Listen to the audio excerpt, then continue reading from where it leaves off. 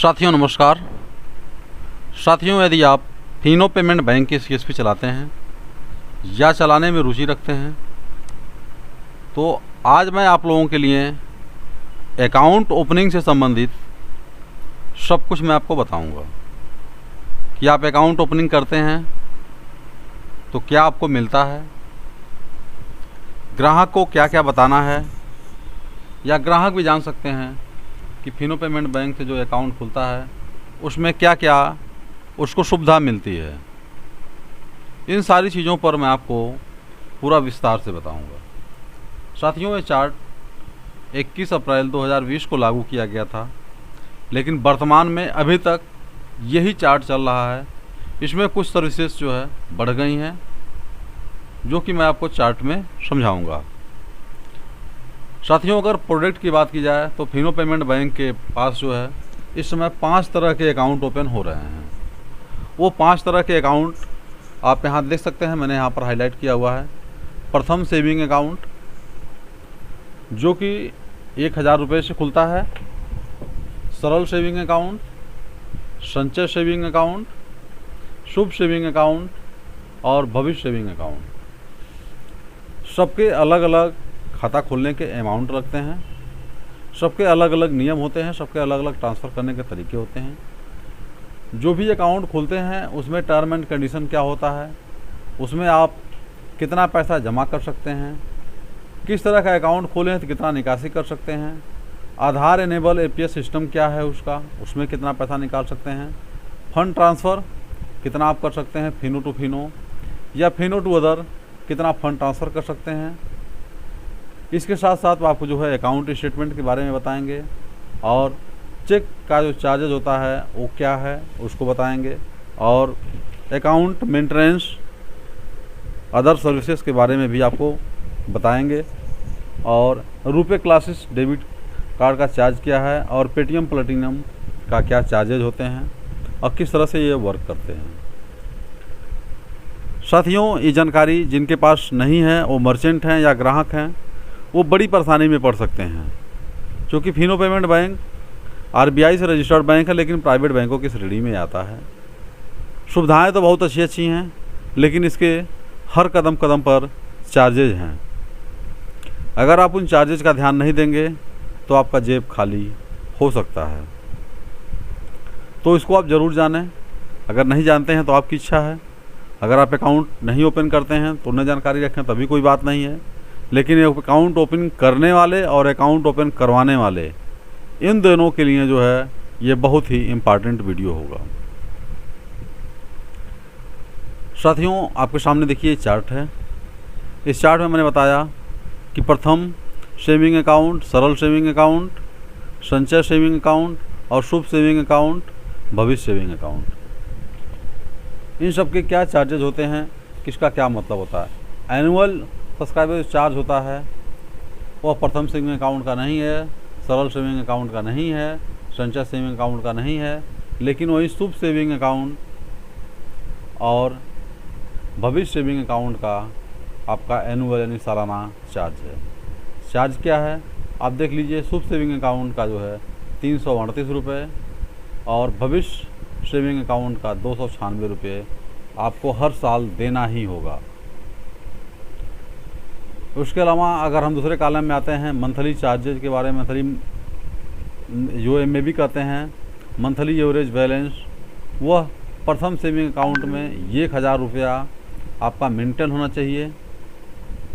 सरल saving account में नहीं हो तो भी कोई बात नहीं है, संचय में नील है, शुभ सेविंग अकाउंट में नील है और भविष्य सेविंग अकाउंट में नील है।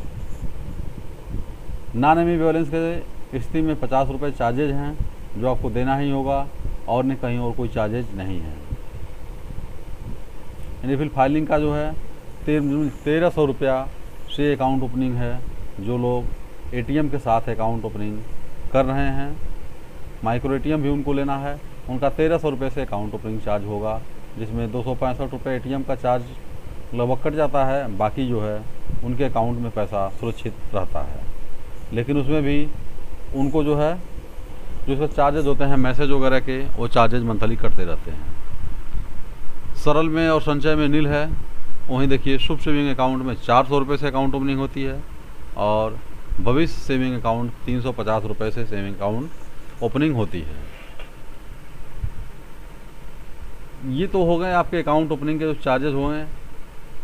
इसके अलावा जो बहुत ही महत्वपूर्ण मायने रखता है कि जब आदमी अकाउंट ओपनिंग करता है तो उसका मुख्य काम होता है पैसा जमा करना और निकालना।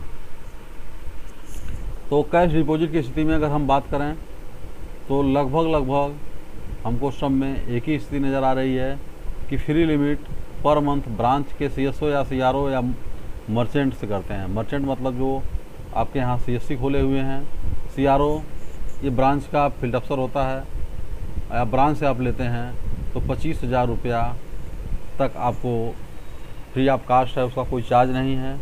लेकिन उससे अब जैसे ही जाते हैं तो 0.05% से लेकर आपको चार्ज देना है या न्यूनतम 5 रुपया। अगर आप 100 रुपये भी निकासी करते हैं एक्स्ट्रा तो आपको 5 रुपये चार्ज देना है। अधिकतम मान लीजिए आप 10,000 करते हैं तो आपको जो है 0.05% यानी 50 रुपये आपको देना है। ये सारे इनके कैश डिपॉजिट पर ये लागू हो रहे हैं।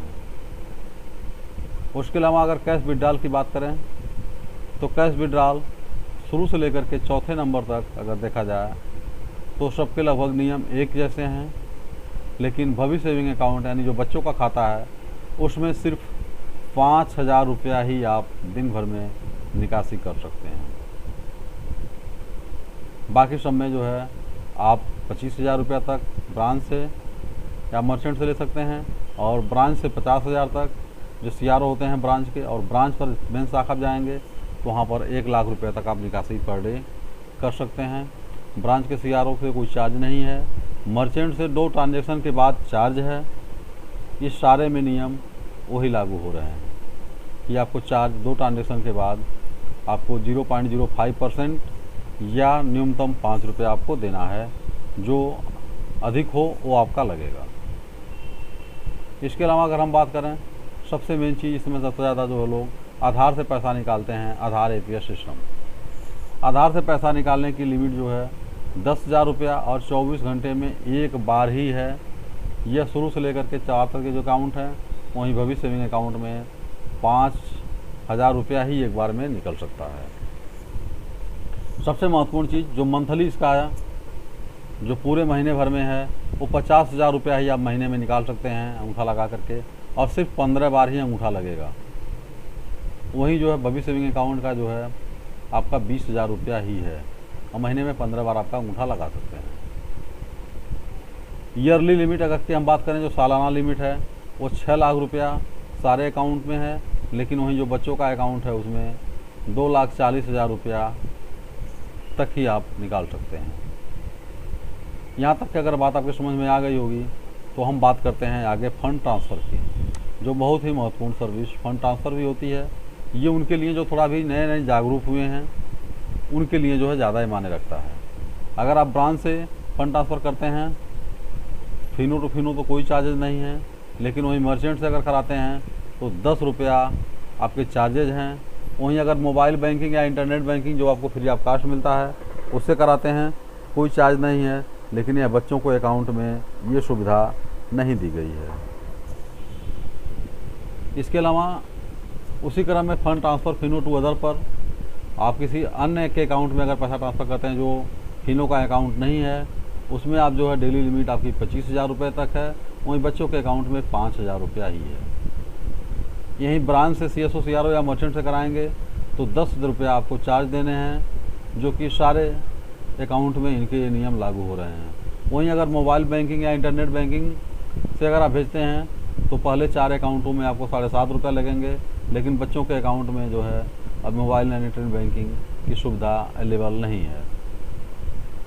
यूपीआई की अगर हम बात करें तो यूपीआई में भी शुरू से लेकर 4 जो हमने अकाउंट बताए हुए हैं उसमें 10,000 रुपये तक आपका जो है लिमिट है और फर्स्ट 5 डेबिट ट्रांजैक्शन फ्री हैं। उसके बाद जो है 5 रुपये आपको ओवरऑल चार्ज देने हैं। 6वें ट्रांजैक्शन के बाद से जो भी चार्ज होंगे वो आपको देने हैं। बेनिफिशियरी वेरिफिकेशन का 4 रुपये, यानी जो पैसा आप ट्रांसफ़र करते हैं तो ट्रांसफ़र करते समय जो है आप लोगों का चेक करते हैं कि ये अकाउंट उस व्यक्ति के नाम से है या नहीं है, अकाउंट सही है या नहीं है, ब्रांच वगैरह जो सब कुछ शो होता है, उसमें 4 रुपये चार्ज कटेंगे, जो कि 1 रुपया जिसका अकाउंट चेक करते हैं उसमें चला जाता है और 3 रुपये गवर्नमेंट ले लेती है। इसके अलावा अगर हम बात करें अकाउंट स्टेटमेंट की आवश्यकता हमेशा नहीं पड़ती है, लेकिन जब पड़ती है तो बहुत ही परेशान करके रख देती है। क्योंकि जो है ईमेल से अगर आप अपने नेट बैंकिंग से स्टेटमेंट निकालते हैं तो फ्री ऑफ कास्ट है, उसका कोई चार्ज नहीं है। वहीं आप फिजिकल अगर आप निकालते हैं स्टेटमेंट तो 10 रुपये आपको चार्ज देने होंगे। वहीं पासबुक अगर आप डाउनलोड करते हैं ब्रांच से तो भी आपको जो है 10 रुपये चार्ज आपका कट जाएगा। चेक की अगर हम बात करें, चेक क्लियरेंस की आप देते हैं और चेक क्लियर अगर नहीं होता है तो 250 रुपये आपको चार्ज देने होंगे। इसके अलावा अकाउंट मेंटेनेंस की अगर हम बात करें तो मैसेज अलर्ट चार्ज 5 रुपया महीना है। यह पहले और दूसरे अकाउंट में शो हो रहा है और सब में जो है नील है, कोई चार्ज नहीं है। अकाउंट क्लोज कराने का कोई भी चार्ज फिनो पेमेंट बैंक नहीं ले रही है। ये ग्राहकों के लिए बहुत ही काफ़ी राहत की बात है। रुपया क्लासिक डेबिट कार्ड जो होते हैं उसका जो इंश्योरेंस होता है 175 रुपया, और वहीं 99 रुपये भी हैं, अदर में नील भी हैं। कार्ड रिप्लेसमेंट अगर करते हैं, कार्ड ख़राब हो गया दोबारा कार्ड लेते हैं तो 175 रुपये, 99 रुपये, 150 रुपये, 150 रुपये तक के चार्जेज भी आपको देने हैं। तो इस तरह से आप देख सकते हैं कि जो भी इसकी सुविधाएं तो बहुत अच्छी अच्छी इनके पास हैं, लेकिन चार्जेबल भी हैं, इसमें आपको चार्ज भी लग रहा है। यहीं रुपये और प्लेटिनम कार्ड की अगर बात करें तो इसमें जो है इंश्योरेंस 225 रुपये का होता है और 199 रुपये का होता है, बाकी सब में चार्जेज नील हैं। और वहीं दूसरे साल से जो है 225 रुपये सेम वही चार्जेज आपको पेमेंट करने हैं। तो इस तरह से चार्ट जिनको चाहिए मैं उपलब्ध करा दूंगा, और आप लोगों के पोर्टल पर भी ये चार्ट उपलब्ध है, आप वहाँ से भी देख सकते हैं।